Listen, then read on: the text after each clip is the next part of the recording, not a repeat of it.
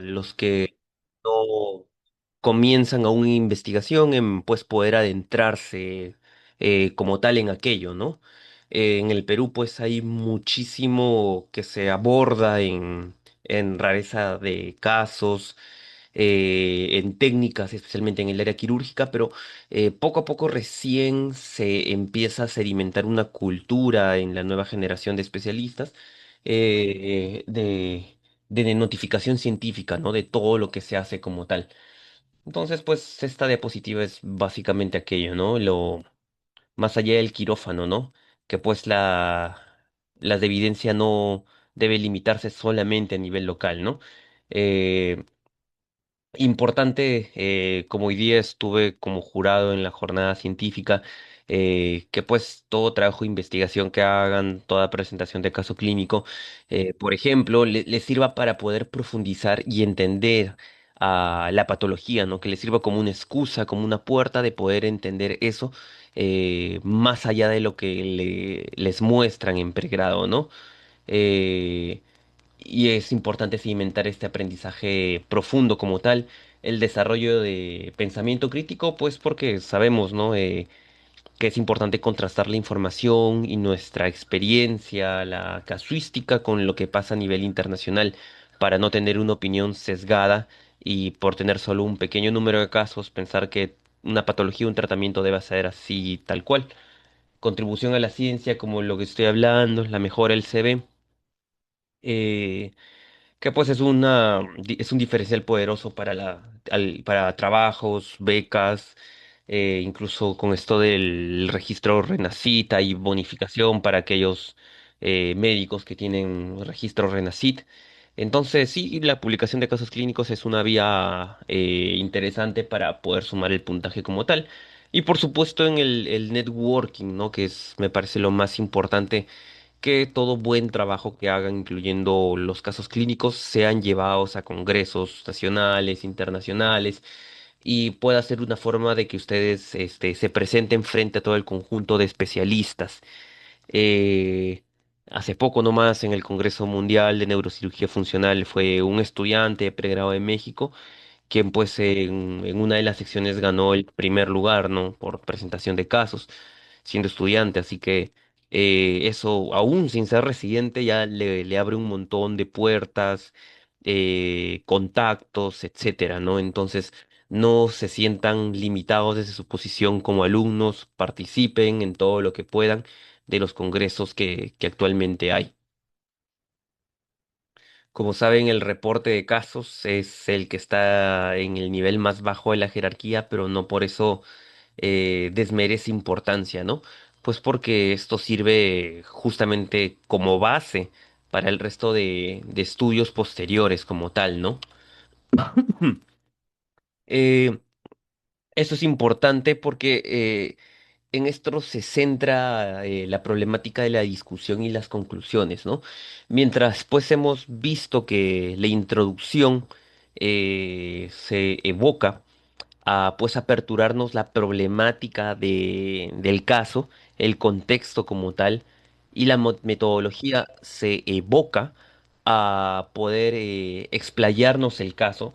Seguramente, estoy seguro que la persona que ya les ha dado esas partes de la ponencia les ha hablado de la guía SCARE para casos clínicos, la guía SCARE para casos clínicos quirúrgicos, les ha hecho énfasis en qué hace que un caso clínico valga la pena, ¿no? Pues porque que tengas una enfermedad, digamos, poco frecuente y lo publiques no quiere decir que ese caso valga la pena realmente, ¿no? O sea, la pregunta es, fuera de eso es, ¿qué es lo que realmente hace que ese caso valga la pena? Entonces puede ser quizá una presentación anómala de esta enfermedad, o quizá puede ser una enfermedad muy conocida, ¿no? Un aneurisma cerebral, pero presentamos el caso de una forma nueva de operarlo, ¿no? De una nueva técnica quirúrgica. O puede ser, sí, un aneurisma cerebral, lo operamos de forma usual, pero puede ser el caso, de una complicación inusual que pasó luego de la cirugía, ¿no? Que pues nos lleva a que todos los demás sepan que con estos signos, con estos síntomas, se tiene que pensar también en esta complicación. Entonces, y sobre este punto, digamos, este es el punto, el corazón de un caso clínico, ¿no? Pues porque dentro de este punto es donde va a girar todo el resto, ¿no? Va a girar, ya como mencioné, la introducción, va a girar la discusión y, por supuesto, las conclusiones. Y pues estoy seguro que también en la ponencia anterior habrán visto de que los casos como tal, eh, no, un caso clínico no es una historia clínica, ¿no? No es que le pongas paciente sin que niegue hipertensión, diabetes de 32 años, que acude a emergencias con frecuencia cardíaca de tal, pulso de tal, no es una historia clínica, ¿no? Entonces, cuando revisen casos publicados en revistas indexadas, por ejemplo, Scopus, van a ver que es muy puntual. Solo se ponen los signos positivos o se descarta algún signo negativo eh, explícitamente cuando es sumamente importante, ¿no? Y la metodología como tal va a ir enfocado al núcleo del caso, ¿no? Si el caso está enfocado en una presentación rara de una enfermedad, entonces tiene que todo ir basado en cómo es que se llegó al diagnóstico, ¿no? Si está basado en una nueva técnica quirúrgica, no me interesa mucho realmente cómo es que se llegó al diagnóstico, pero sí que se detalle lo más que se pueda cómo es que se abordó quirúrgicamente, procedimentalmente esta patología. Eh, entonces, y justamente sobre esto es que va a ir el punto de las discusiones. Pues porque la discusión, digamos, si he hablado de un nuevo procedimiento, de una forma innovadora, hacer un nuevo procedimiento, la discusión va a contrastar este procedimiento que has hecho frente al gol estándar y frente a experiencias de alguien que quizá haya tenido otra forma de hacer de abordar esta patología, ¿no? Quizás no con el mismo procedimiento, obviamente, pero sí de una forma similar. Entonces yo vería el caso clínico así, ¿no? Pues lo importante, ya que dimos el ejemplo del corazón, el corazón de este caso clínico como tal va a estar la forma en cómo uno describe el caso, ¿no? Y al describir el caso va a estar enfocado a qué es lo que nosotros estamos haciendo énfasis en él.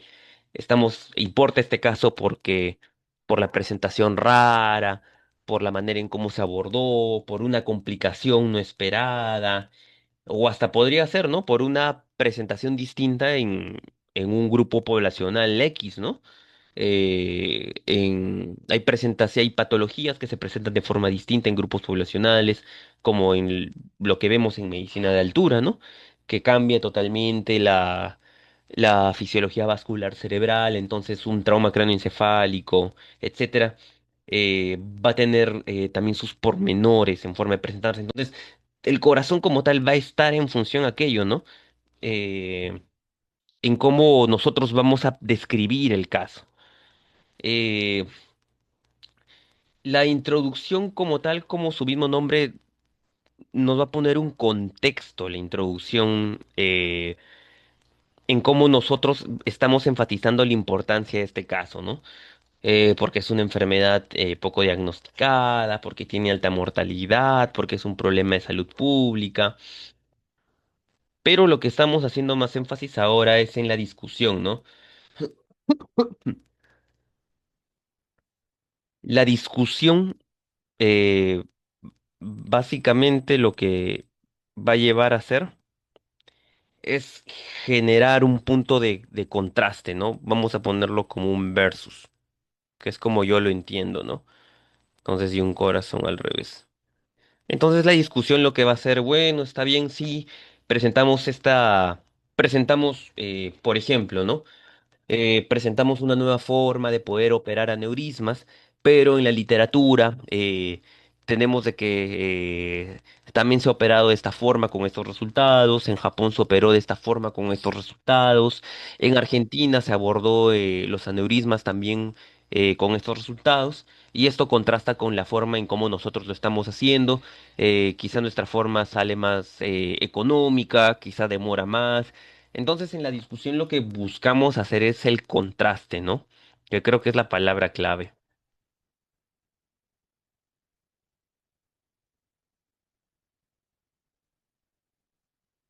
El contraste de esta descripción frente a la literatura universal, ¿no?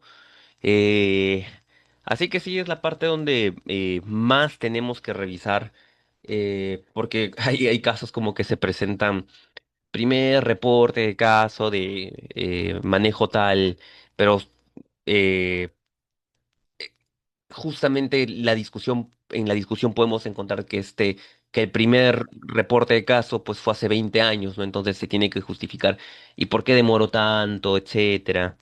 Eh, o quizás ya se hizo, pero no se ha reportado como tal, que puede ser el caso también, que eso pasa muchísimo en Latinoamérica. Entonces, esto es importante tener en cuenta en en la discusión como tal. Y por supuesto, la conclusión, eh, si la introducción era la que te da la apertura de la problemática, la conclusión te da la solución, ¿no? O lo que en las mismas revistas indexadas mencionan el take away home message, ¿no? El mensaje para llevar a casa. Entonces, frente a todo lo que has visto, a la importancia del caso, a cómo lo has contrastado con la literatura, al final, ¿qué es lo que te llevas a casa, ¿no? ¿Cuál es el núcleo del aprendizaje de todo esto, ¿no? Entonces, obviamente, si es que reportas un caso hablando de un procedimiento, tu aprendizaje no va a ser, aprendo que eh, tenemos una nueva forma de diagnóstico, ¿no?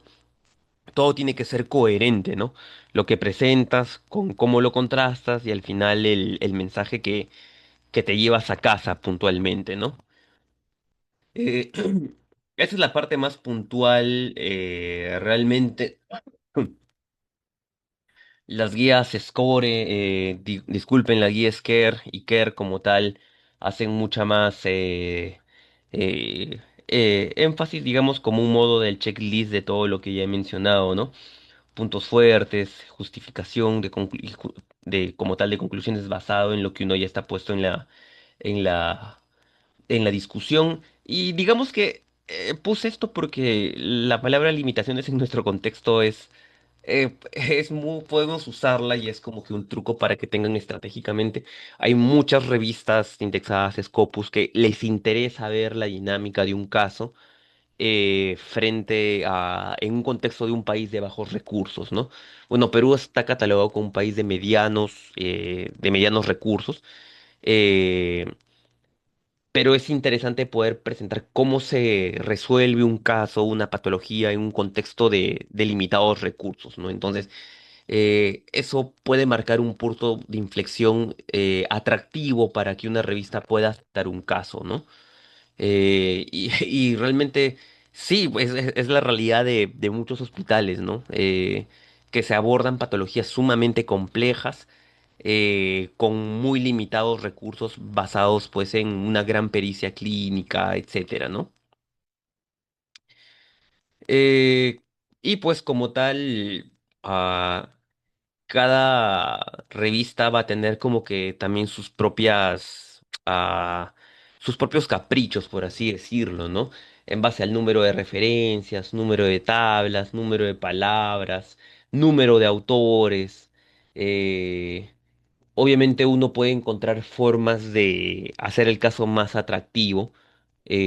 O sea, lo principal es que aprendan del caso, indudablemente, pero también el trabajo tiene que verse reflejado en la publicación en una buena revista, ¿no? Así que, pues a veces el caso, cuando este se lo permite, se puede acompañar, digamos, de revisión de literatura, etcétera.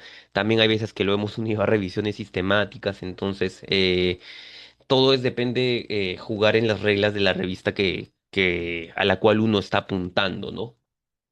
Y sí, yo creo que en casos clínicos es donde más he visto esta heterogeneidad de criterios puntuales. Eh, Como tal, las conclusiones es la forma en cómo cerramos y estoy seguro que muchos de ustedes pues también cuando se encuentra un caso clínico lo primero que ven es muy bien cuál es la importancia de esto, ¿no? ¿Cuál es el takeaway home message? Entonces, de una u otra forma, considero que en términos, digamos, de lector eh, común, las conclusiones es como la carta de presentación, al menos a mí eso me pasa, ¿no? Para poder leer todo el caso, espero ver qué es lo que el autor está concluyendo, porque sé que el resto del caso va a ser enfocado o va a ser coherente con aquello, ¿no? Así que, eh, ya para finalizar, pues es importante como tal la ayuda de un buen mentor que justamente te ayude tanto a enfatizar a ver qué cosa es importante en el ámbito teórico del caso clínico y cómo poder llevarlo metodológicamente de la mejor forma, ¿no? Para que pueda ser aceptado en una buena revista. La importancia de un mentor es fundamental para aquellos que deseen comenzar en este mundo de publicación de casos, seleccionar como tal la revista, ver bien, ¿no? Que no sea una revista, que hay un montón de revistas así que haces todo el esfuerzo de enviar el caso, etcétera, y al final te dicen, bueno, ya ha sido aceptada, pero páganos $1,000, ¿no? Entonces es muy importante que tengan eso también de forma clara, qué revistas te van a cobrar, qué revistas no, en base al factor de impacto. Idealmente revistas asociadas a Scopus, Web of Science son las que acepta Renacita, así que deben apuntar esas revistas. Eh, bueno, queda muy puntual el tema de la instrucción de autores, sobre todo en el tema de la cobranza y ver como les dije, los caprichos de cada una de las revistas, eh, los aspectos éticos y legales, siempre va a ser algo que va a ser solicitado por estas revistas indexadas, tener un formato del consentimiento informado adecuado para estos casos. En muchos casos sí lo piden explícitamente muchas de estas revistas. Y como tal, el caso pues va a ser revisado por revisión por pares, ¿no?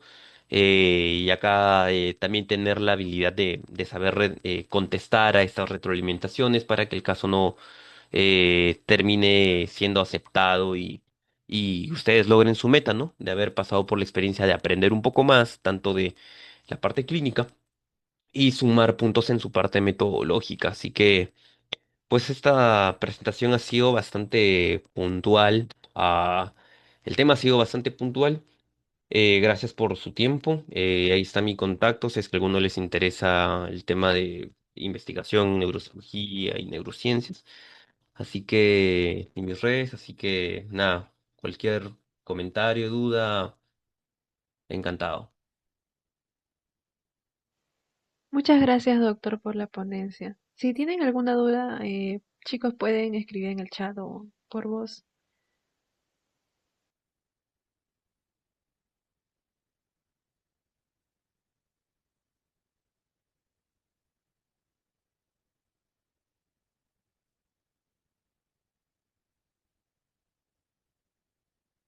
Bueno, ya que no hay preguntas, muchas gracias, doctor, por dar la ponencia sobre lo que son las discusión y conclusión.